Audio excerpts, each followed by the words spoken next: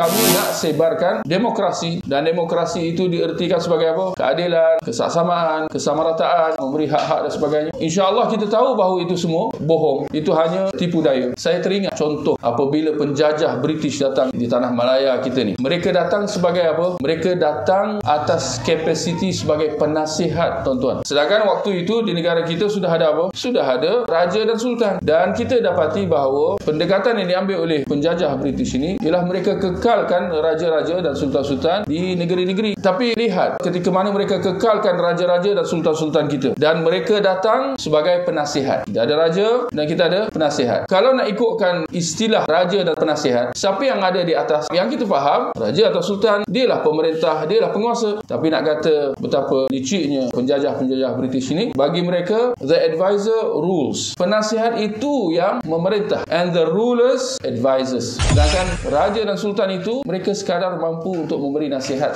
Lihat bagaimana mereka bermain kata, bermain istilah.